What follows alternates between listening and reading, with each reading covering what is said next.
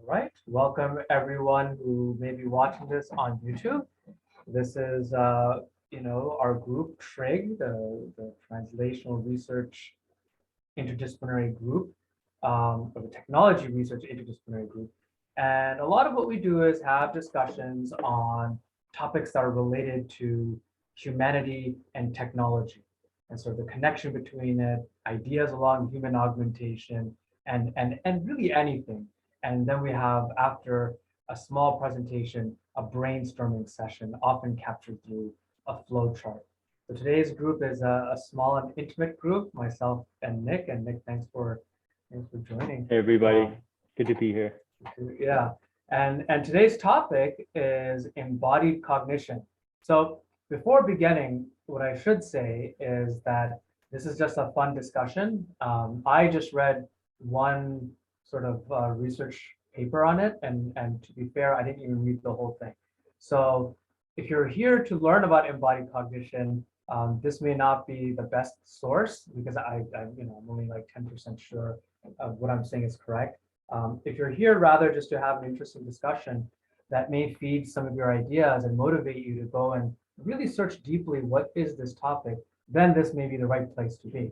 So without further ado, let me share my screen and talk about embodied cognition. So again, most of my knowledge on this topic is from this this paper over here. Embodied cognition is not what you think it is. And part of the reason why I gave such a big disclaimer is that as I went and did like a very quick, shallow look into this topic, I noticed that there are actually, first of all, not very clear definitions of what embodied cognition means. And secondly, it seems like there's like a battle for what the definition should be. And then this paper is kind of showing that. It's saying, hey, wait a second, what you guys think is embodied cognition is actually not it. So even within the literature, it's a little bit mucky, it's a little bit not well defined yet. And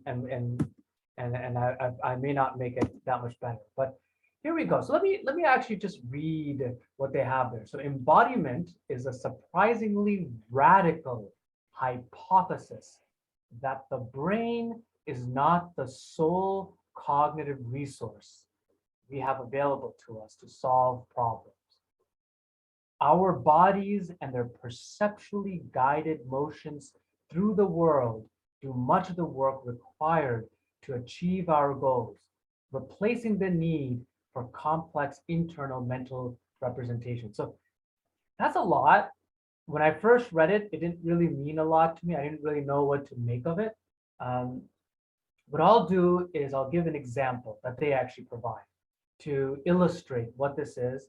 And then hopefully by the end of it, this sentence or two sentences will make a little bit more sense. So first of all, one of the classic models is you have a brain, and then your brain may have things called internal models. This is just the idea that you have sensory information coming in, and then it goes into your brain that does all the processing. It has its own representation of reality, and then it leads to some sort of behavior.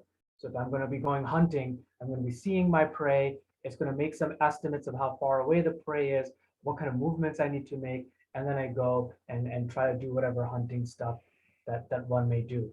Now, this is sort of like a standard model established. There's nothing wrong with it. You use feedback to sort of improve as time goes by.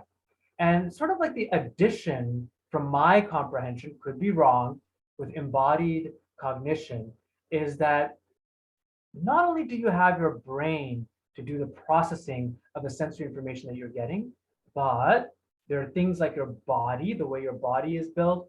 There are things in the environment, it could be even technology, that also go through this process of analyzing or crunching or calculating what's going on so your brain is not doing it. Now, at this point, you're probably a little bit more confused, so not to worry. I have an example to sort of maybe make a little bit more sense. So let's take the example of walking. So if you're walking, the standard model is you're getting sensory information, you're getting visual information, you're looking around, you're getting some sort of proprioceptive, tactile, you're getting a whole bunch of information through your body as you're walking. And it goes into your brain, and your brain has to calculate some pretty complicated stuff with really complicated mathematics. It has to figure out which muscles to activate, which order to activate those muscles, what the joint angle should be, what the velocity should be, like a billion things it has to calculate. I mean, it's a lot of work. And then it commands that next step forward. Now, what embodied cognition is saying is that, wait a second, they're actually passive properties of your legs. You know, sort of the way that the bones are structured, the muscles are structured, all of these things are designed to lessen the load on your brain. So your brain doesn't have to figure every single thing out. They're sort of designed to help you walk. And what they're trying to say is that that design has cognition in it. That design has some of that processing in it. Now let me give even better examples of this so that it starts to make even more sense now. So we'll watch this short video and I'll just give you a preview. So what they're going to show you are these robots. So what this paper argues is that robots is something that we know, we design it, so there's no mystery there. You can make a robot, you know everything that goes into it. What if you create a robot or an entity has no brain, no processing, but just from the design of it, it's able to walk. So again, what the embodied cognition people are saying is that the design of the legs, the fact that it doesn't have a brain, shows that cognition is sort of happening within the body. So I'll show it and I'll explain it more. This familiar toy is a passive dynamic walker. With energy supplied by falling weight and the right start, it settles into a steady walking cycle sustained by an entirely passive interaction of gravity and inertia. This machine is also a passive dynamic walker. For that matter, I may be a passive dynamic walker. As you'll see, our gaits are quite similar. The camera was running the day when the analysis and my intuition were brought conclusively into line.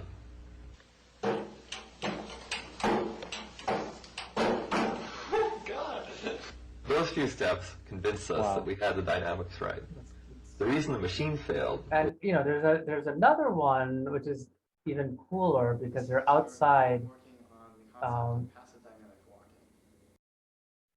sort of walking with it. And this is like, you know, back in the day. This slope starts out about 1.5%. It looks like it probably starts to increase downwards.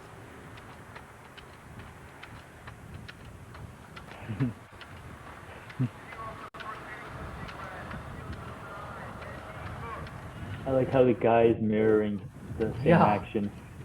Yeah, right. Oh my god. Oh no, parking lot of the Statler. I mean, it's so extraordinary because like what it's showing is that, look, this device doesn't have a brain, it doesn't have motors. All it is just the way it's physically built. It's sort of, you could say, processing. It's able to walk as long as there's an incline and use gravity to be able to do that. So what they're saying is that now, like if you attach a brain to it or something, a lot of the processing will be happening in the legs. The brain doesn't really have to worry about how that's happening. All it has to worry about is stop or go or try to go to the left or right or something like that. That's sort of the idea that they're trying to pose here. Now, one of the thoughts that I have, and again, warning, I don't really understand the topic too well, but you know, the idea that processing is done away from the central nervous system isn't really new. I mean, researchers in postural balancing and locomotion, I mean, they've known this for a very long period of time. They call it peripheral mechanisms and passive properties. So again, like, you know, this example, which was provided in the paper, I thought was really cool. I think it made sense, but it didn't make me feel like it was a new concept. It just felt like it was a really cool perspective, a new way to interpret it. The next example, they give a few, but I'm only going to give two examples. They talk about is bird flocking. And again, this is like a really beautiful example. So I'll sort of show it and maybe talk through it. So these are starlings, and you know, I guess there's like, I don't know, like 10 million of them, it says in the title. I don't know if it's true or not, but there's a whole bunch of them. And they're able to create Wow. these very complex, breathtaking patterns. Now, if you look at it, you would say, oh, maybe there is some genius mastermind behind it, because it would take a brain to create something that like intricate with like millions of little creatures. But what it turns out, yeah, and Nick is like, no way. And what it turns out is that that's not the case. It turns out that like all you really need are these three simple rules that each bird follows. So which is separation, avoid crowding with your neighbors; alignments, try to steer towards the average heading of your neighbors; and then cohesion, steer towards the average position of your neighbors. And interestingly, the cohesion has, something that's related to the perceptual capabilities of the birds. Oh, Nick, yes. There might be another rule about wind direction, so and trajectory. So that might be a fourth. Just saying. I appreciate, Nick. Yeah, I just copy and pasted this, but this is true. Like that's what embodied cognition is saying. The environment itself does some of the processing. So what they're arguing here, or what they're trying to say is that, look, this is not the brain of the starling specifically that's doing all the complex things. That sort of maybe evolutionary came about by these three rules. Some of these rules are actually, built off of the limitations or the capabilities of the bird. So the shapes you see are basically manifestations of these physical properties of the birds. And if you change the physical properties of the birds, I don't know, maybe their size or how fast they go or something, or maybe how social they are. I don't know, I'm just saying stuff right now, but like if you change something, that most likely will change how these things form. Now, again, my thought, and I'm not a master of this sort of stuff, is that that's not really that new, because this is called emergent property, and there are whole departments and people who sort of study this. It's not specifically a new topic, but really, I guess what I'm, as I'm coming to the conclusion of this presentation, is that like it is a really cool way of looking at the world, and what it's trying to really motivate us to do is that instead of just looking at the solitary human animal robot as just being the brain, now it's saying, look, intelligence is actually the interaction of this creature with the body, the environment, things like that. If you, for example, take a lab rat and you just keep it in a constrained small container, it's not going to really display its full range of intelligence, because that intelligence is hand in hand with the environment that it grows in, and so you need all of that. Or like the meditators, some of the meditators say that like you need to visualize yourself connected to the larger world. And when you think about your lungs, and you're saying this is my lungs, well, that's only half of the picture, because your lungs can't do anything by themselves. They need like plants, and they need other things that create oxygen. So when you say my lungs, you should be visualizing your lungs along with plants and stuff like that. So because that's the more complete picture. That's your identity. It's you and the plants and everything else interconnected. And so it is kind of a deep point. So the last one or two slides. So in my own personal, these last few days I've been posting a lot about my journey through Olympic National Park, and sort of like my spiritual thoughts along that. And part of that journey has been sort of trying to diminish the effect of my internal dialogue, which always crowds my mind. So one of the things I tried to do to stop this like chatter inside my brain as I'm walking in nature and trying to be one with nature was use my hands to sort of communicate as opposed to thoughts. And one example of this was, as I was walking, this was just an experiment, and I saw these like little pine things falling from these massive trees in Olympic National Park. My hands sort of made the gesture of falling, and as a result, I didn't think it using words, I thought it using hand gestures. And what was really interesting was that communicating, this wasn't even really sign language, this was just like sort of like spontaneous movement that communicated something that I was feeling or observing. That made me feel differently. And again, perhaps in the words of embodied cognition, what that means is the way that your hands move really guide the way that you think. And if you use that to communicate, all of a sudden the physical qualities of your hands become an important factor in how you're communicating and what you're thinking, maybe.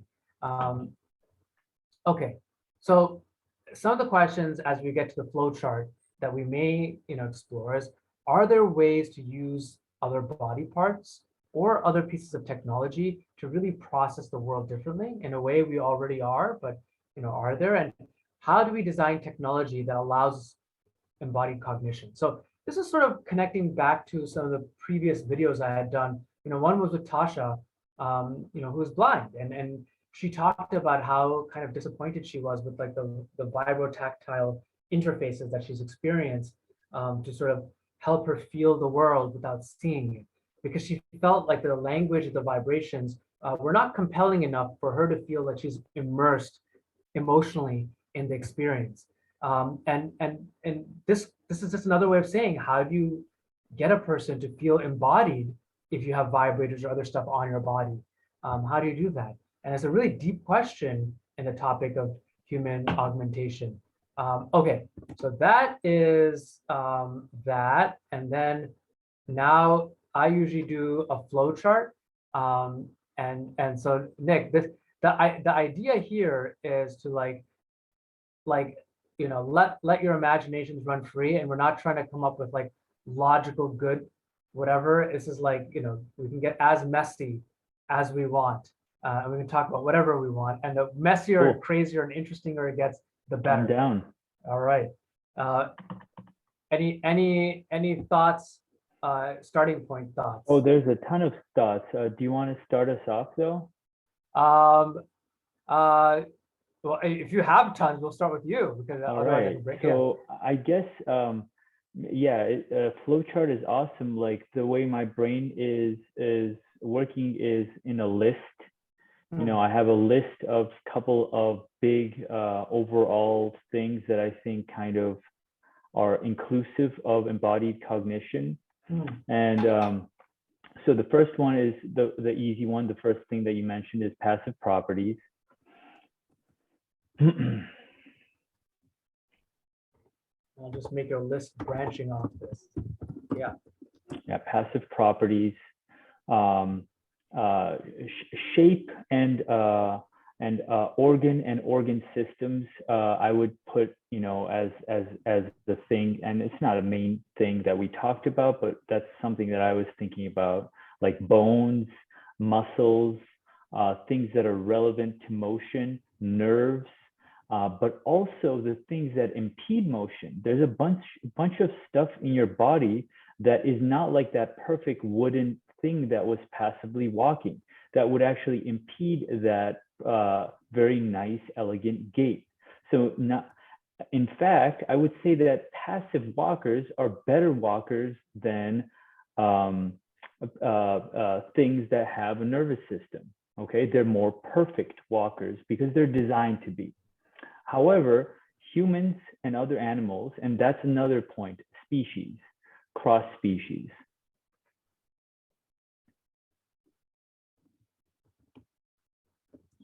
Cross species. We talked about birds a little bit. That was an excellent transition. I was so happy that you put birds in there. I actually saw that before, and it's remarkable. It actually looks divine, honestly, like something like otherworldly is commanding them. But three rules, as you said, and possibly a fourth or a fifth. Like, I mean, that's not divine. It just looks really cool, guys. So and not to interrupt, but this could also be an interesting future portal into like a whole different topic. Which we have time. We've got 20 minutes. So could we do a small little flowchart from divine? Sometimes we see the divine in where we want to see it. So like right here, we defined it as 3 rules. And actually 3 is a very important number in divinity. So that's neither here nor there, but I think it's worth talking about. I think it's really later. But yeah, cross species. So my research work, my graduate research work is in motor control in Dagmar Sternad's lab. Shout out to my my professor from 5 years ago. Hopefully we'll bump heads soon. But so But before then, I was in Case Western, and one of the things that I did was with cockroaches. And I think I mentioned this to you, Vivek, and I'll really briefly mention it to the group here. I won't go into extensive detail, just for brevity. Basically, these cockroaches are moving. They're insects, so they have 6 legs, and they kind of walk in a by 3 of the legs are entrained to one another, and the other 3 legs have an opposite converse motion, if you will. So it's like do do do do do do. That's basically how they're moving. And this is 3 of the legs, and this is the other 3 legs. Let me just write. So 3 legs are entrained. Yeah. And then the other. And that's not the main point, but that's a passive walker right there. Like, well, real simple. Just to add one thought, which is just links to like the embodied cognition, is again like sort of ask the question: what if humans walk like that? That's actually a great point. Yeah. Yeah, like how would that change our cognition? Like if we had this multiple appendages that are sort of maybe have this center pattern generator or whatever, coordinated movement, because for us, like we can individually, but for walking cockroach. Let's put central pattern generator somewhere. Okay. What if humans walk like that? And then I'll say, what if, so, it's debated whether humans have it or not, or maybe, I haven't been on that debate for a while, but what if we had what if humans had and so center pattern generator, just like kind of what I mean by this is you have like a very strong synchronized signal that's sort of like moving you. If this moves, then this moves in a particular way. I mean, so you may hypothesize that exists with walking legs, but whatever. Let's just say, what if humans had multiple appendages, with a strong central pattern generator?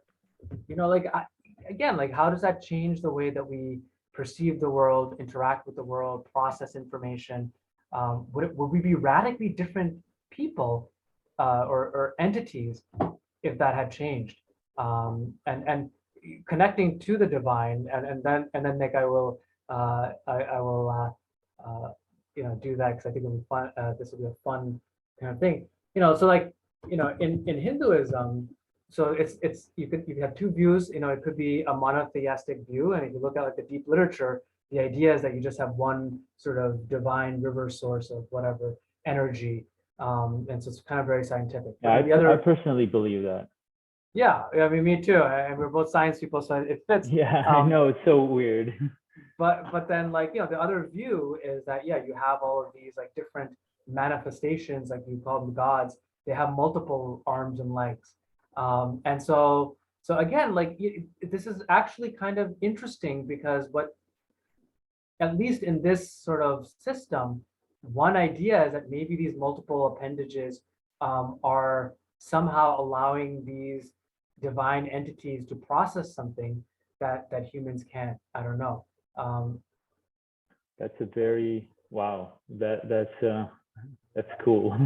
I don't know what I've done with the arrows here, but oh yeah, it doesn't like you. I think you just had way too an advanced of a thought, and the flowchart just broke down. Yeah. Does not compute.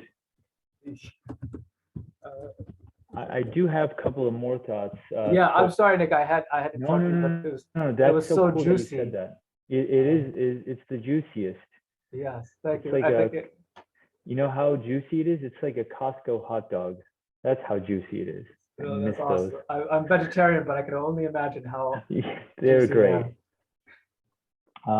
So I'm going to go back to Dagmar Sternad a little bit, and not her, but like my defense, my thesis. I have it up here. I'm not going to share it because I mean that's I actually can't access the full file, but it's the title of my thesis is How Humans Move: The Neural Origins of Rhythmic and Discrete Movements. Okay, so this is actually, I think, intimately involved, and we could do a flowchart thing on it, or we could just talk about it. Hmm. No, I think the thing is rhythmic and discrete movements. Hmm. You're saying rhythmic and discrete movements as like Or a just movements, like, because when we were talking about walking, that is very rhythmic. When we talk about flying, that's rhythmic. It's, you know, continuous. When we talk about discrete movements, like reaching movements, like point and click movements, goal directed and goal movements. it's really again making this messy and connected but really cool. Like rhythmicity has, people consider it to be like there to be like a divine component to rhythmic type things, whether it's song or dance or anything like that. So Wonderful. Yeah. I mean, again, like connecting this and this, like embodied cognition, is there some sort of It's messy, but processing I see what you're doing. It's kind of messy. dance, But dance, no, I see what you're doing completely. and So yeah, so that goes to social stuff and communication. I think even on a side note. So you were talking about communicating at one point hmm, and like doing this, you know, and that I think begs the question of, well, you are communicating kind of to yourself, like because you wanted to replace thought with this. And that makes sense to me to kind of clear the head. Clearing the head is where it's at. hmm, But also as social beings, we communicate with each other, and also as large groups communicate with other large groups, like countries. Countries are entities, you know. They also have certain properties. Each person within a country could be considered an analogical cell of sorts, right? I mean, There's a lot there, so I don't it's know.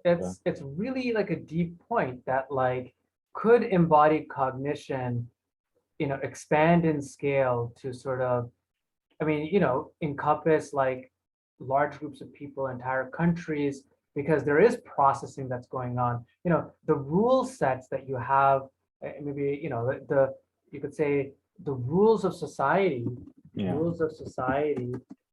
Rules of society, kind of like the rules of birds. Yes. Yeah.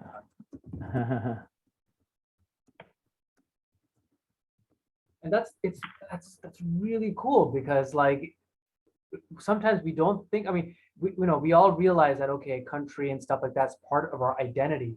Yep. But maybe we don't realize as much of how much it really is part of our processing and maybe how we're solving problems or interacting, things like that. The other kind of interesting as we're looking at scales is, ideas at different scales are, related to fractals. Um, I'll just keep that as another. I'm actually doing a deep dive into embodied cognition on the internet right now, and it Yes. looks like it has its early origins. So I'm going to go back to the flowchart, but it has its early origins to the German philosopher Martin Heidegger in the early 20th century. So this is 100-year-old. This is nothing new, like literally nothing new. But we're still talking about it, and we're still developing thoughts and of that. And I mean, you could even date this back to, Rene, his influencers and people that had, like Rene Descartes is one of his big influencers. I'm just Wikipediaing it, so don't take my word for it. Take Wikipedia's. So yeah, I like how you increased embodied cognition at the center. That's like, oof. But let's go back to the flow chart. So like history is all very important, and it's like kind of makes you appreciate that this is important. People have been thinking about it for quite some time, but what have we done with it? Not much, I think. Like, so yeah, what was the result? So And that begs. I'm sorry. I was gonna just add on and agree with you that like I think part of my a critique of the radical idea that as they had posed it was that this may be an abstraction that allows us to like appreciate deeper or think about things deeper, but has it, like you said, unlocked any specifically new doors? I mean, this idea of passive movement, all of that literature has been around for a while. Not always using the word embodied cognition. The Exactly. birds have been looked at from a different, I mean, has this actually led to any, or decerebrated cats can walk pretty easily. I mean, like obviously poor cats, obviously we're torturing animals, but as who was it? Erica was like, but you're torturing it. And I'm like, it's a cockroach. Like I will kill this cockroach in my kitchen first before I do research on it. yeah. Sorry, that's neither here nor there. Bad joke, guys. Sorry. So let's see. What has happened? Uh-oh, something weird's going on. Something very weird is going on. Oh, is it not screen sharing? No, that's my sound system is doing some weird staticky thing. I think there's way too much brain juices flowing. Okay. I don't know. Hopefully it won't cause some kind of, you remember my glass door on my shower shattered? Oh yeah, shattered. Yeah, I was so, anyway, that's another story, but like crazy stuff has been happening recently. Well, I mean, honestly, it's kind of interesting. Like, let's get kind of like let's get a little bit wild and Let's get weird. yeah, let's say the spirit world, like yeah, dude, the left part is the spirit world, the right, oh my God, hey, yo guys, shut up. These sound system things are like talking to me. You're freaking like, just shut up. Thank you. I mean, they shut up actually. They shut up. Okay. I mean, very. I don't know. It could be totally accidental. Come on, the causation, yeah, whatever. but I mean, the spirit world is maybe the world that we cannot explain yet, or whatever. Yeah, and I have other things, but it takes us further away from embodied cognition, and I kind of want to stick there, and I also want to explore other things at a later date. So what I want to say is a little bit addition to cross species. So we talked about birds, cockroaches, and maybe decerebrated cats, and also humans. I think those are important key things. Monkeys maybe, but I think much less, or at least to my knowledge. So birds, cockroaches, cats, and humans are the 4 species I kind of want to look at. And I want to look at cells like euglena and flagellates. Flagellates are very important. So yeah. So I mean, so from the viewpoint again of embodied cognition, so we said let's look at different species. We talked about birds and sort of like they follow simple rules and yet exhibit this emergent property, and maybe that's sort of like this embodied cognition because there's some sort of cognition happening with that. And so, and then we talked about cockroaches and sort of like the way they're walking. So with the cats, what were you thinking? How does that connect to? So a decerebrated cat, so it's a cat without a brain, and they put it on a treadmill. Maybe I can pull up a thing and I'll share a link. Decerebrated. I thought the decerebrated was where they cut the connection. So the cat still has a brain. It's alive. It just can't send signals down to the no, it has a brain. It's the connections are cut. I apologize. Yeah, so it has a brain. Yeah, obviously. Well, you can live without most of your brain, but if the brain stem and it really depends. So I'm gonna share this on chat. Maybe you can share. We've seen this in Dagmar's class and lab quite often.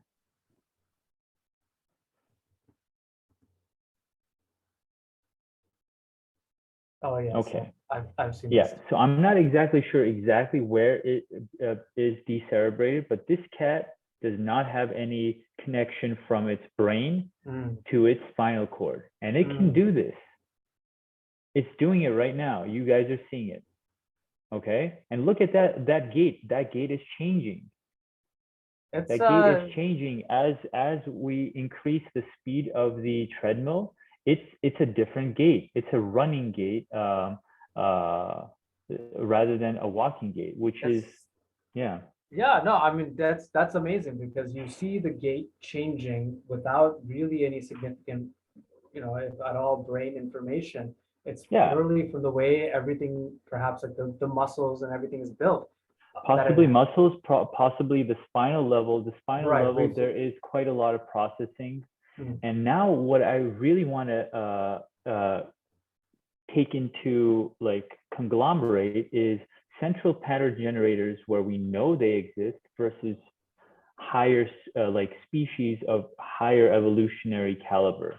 Mhm. Because that's actually one of the things that my paper was kind of questioning, and it's not known whether humans truly have central pattern generators or not. I think that they do, but that they are much more distributed compared to, for example, a lobster's central pattern generator or a cockroach central pattern generator, because they have ganglia. They don't even have they have a true CNS, but not a true brain. It's lots of stuff. I mean, if I can add even another thing on here, I mean, the octopus, like you were saying, they have ganglia, collections of neurons or whatever. They have a brain too. They have a brain, but then each of their arms has like a mini brain, you could say. So like it's like that's like embodied cognition in the sense that it's like distributed embodied cognition because you've got like these multiple brains on you. Yeah, so an octopus could be considered a deity because he has 9 brains and 8 arms. So hey, put that on the list, this is Mr. Vimal. Yeah, or no, Dr. Nick, Vimal. this is pretty deep stuff because you're Oh, right. my I mean, goodness. it's connecting to our divinity. Things, Oh my divinity. God. And what it also connects to is this topic of human augmentation, because it's sort of like if we start attaching stuff to us, they'll have like a circuit board, an Arduino or whatever, a mini brain similar to what an octopus has. Yep. So this is not the same, but like Apple Watch, it's obviously not stimulating me, so it's not putting signal into me, but it's getting signal. It's getting my heart rate, and it's getting how I walk, and it's getting gait stuff. So why can't it be in reverse? It very much can. So put Apple Watch on there. No, just kidding. No, it's legit. It's legit. Like, what is the bigger category of Apple Watch? Smart devices, and sensors. Yeah, that's a really great point. Yeah, I need to slow down, or else, yeah. This is, I mean, we're need to breathe. Yeah, I mean, I usually we stop around 9, so we're actually, we have. Nick, you're an amazing brainstormer. I love how we've looked at like things within science, but then completely outside, which is really the type. It's so easy to bounce ideas off of you. So I don't take credit for this. I think it's a mutual credit sort of thing. Yeah. And also you're the founder of this. So like if without you I wouldn't be here. So thank you. Yeah, but this is great. Seriously, So I'm not just trying to toot your horn. This is a beautiful creation. So yeah, so I'll stop recording. Yeah, we can end it here, or we can just do like an outro, if you will. Sure. What's good for an outro? I don't know. It's we're brainstorming that as we go. Like I guess we could do a song or yeah. Let's do it. I just found this little kitty cat hair clip on my table. Okay. Do you want to do a song with a kitty cat? A kitty cat. Yeah, I was gonna do a much more metal song, but let's. Oh, please. No. No. I want kitty cat. I like kitty cat way more. So it's so much more appropriate. So Nick, take a look at this. Okay. It's a melodica. Oh, yeah, yeah.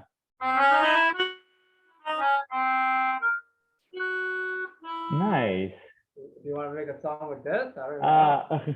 Wait, I mean, I don't know. Like, I'm gonna just send you a music video that I think is personally relevant. But now that I just clicked on my YouTube, there's a cat face, and I'm gonna do that. I think this is more relevant. So I'm gonna send it to you, and just basically let the divine powers dictate rather than myself.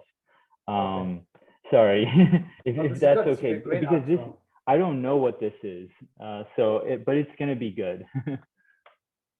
Okay, let's see. It's a duck, first of all. The first thing is a duck. Okay, share screen, and here's our outro. Whatever it is, guys, please let this be good.